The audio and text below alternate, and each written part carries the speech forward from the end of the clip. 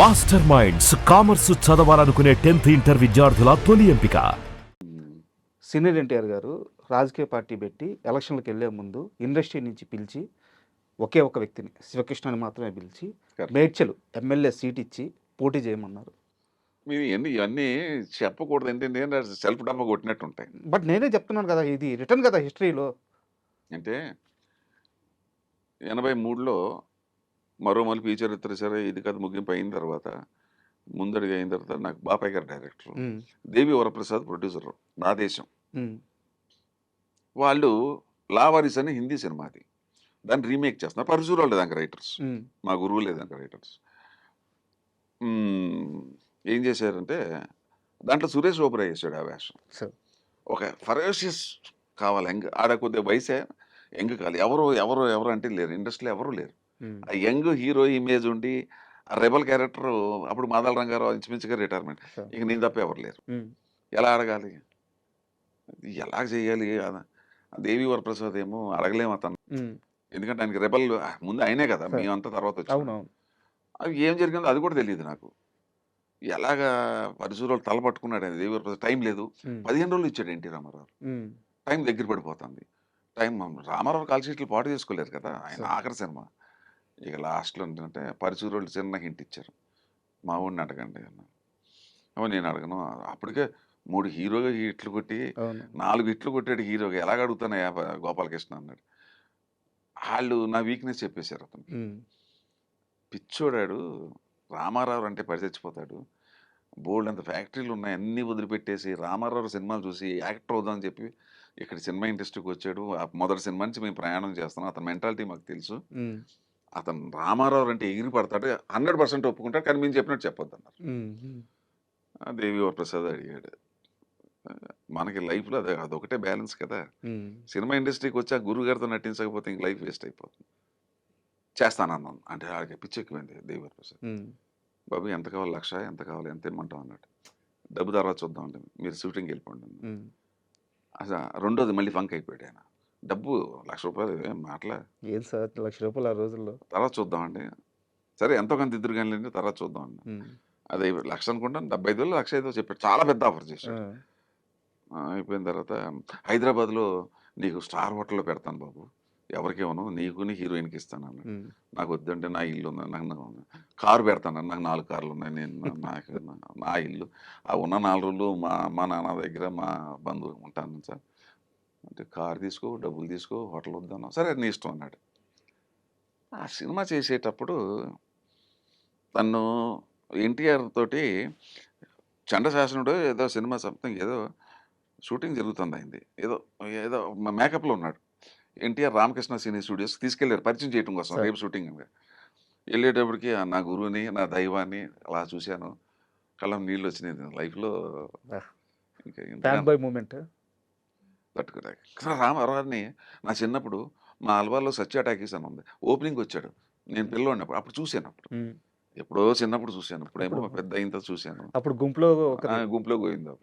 అప్పుడు చూసిన తర్వాత గురువు గారిని చూసి నోటి మాట రాలేదు నాకు. దండం పెట్టాను, ఆయన ఎలా ఊగుతూ రండి బ్రదర్ రండి, మీ గురించి విన్నాం అన్నాడు. గుండె ఆగిపోయింది. నా గురించి వింటే చెడున్నాడా మంచి ఉన్నాడా, లేని పొంతలకై నొప్పి అనుకున్నాను. ఏదో ఆ రోజున అయిపోయింది. సెకండ్ ఇప్పుడు హైటెక్ సిటీ ఉంది కదా మాదాపూర్, అది యాక్చువల్గా పొలాలు, అవన్నీ పొలాలు. ఆ పొలం ఏదంతా అక్కడ షూటింగ్. ఆయన షూటింగ్ వచ్చాడు. మాదాపూర్ అనే గ్రామం, మాదాపూర్ అనే గ్రామం. వస్తే అందరూ వెళ్ళి కాలు మీద పడిపో, చలపతిరావు కాలు మీద పడ, చలపతిరావు, గిరిబాబు అప్పుడే పరిచయం నాకు, ఎవరు పరిచయం లేదు.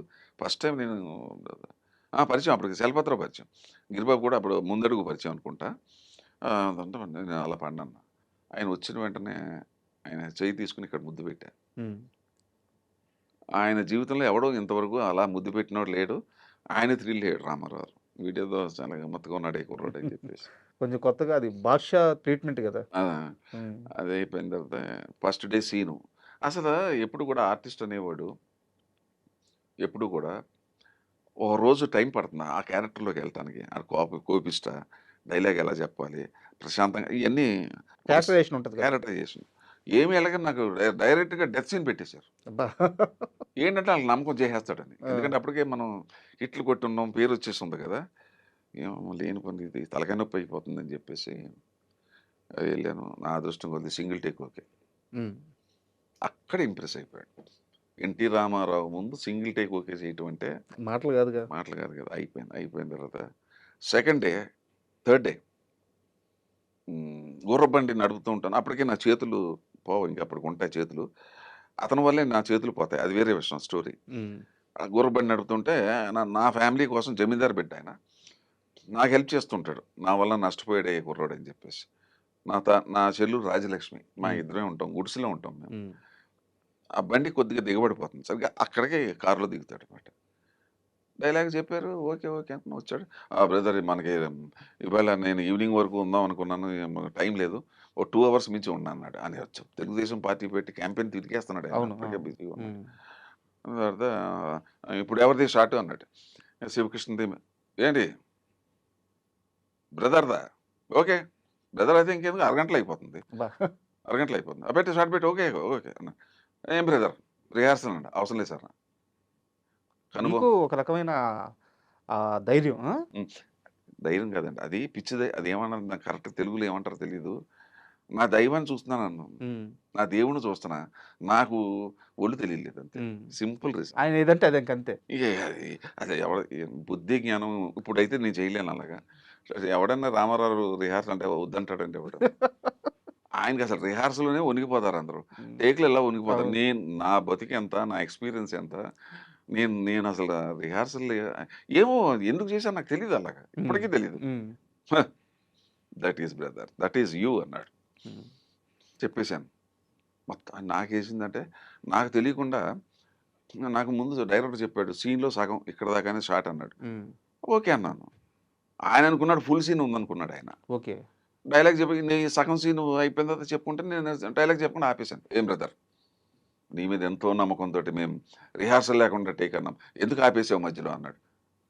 నేను బిత్రమొఖం వేశాను. డైరెక్టర్ గారు ఇక్కడ దాకా చెప్పాడు సార్ షాట్ అని. ఏం బాపయ్య ఏం మాట్లాడుతున్నావు? అటువంటి చాక్లెట్ కుర్రోడిని పెట్టుకుని హాఫ్ ఏంటి ఫుల్ పేజ్ పెట్టు అన్నాడు. అబ్బా! అమ్మా!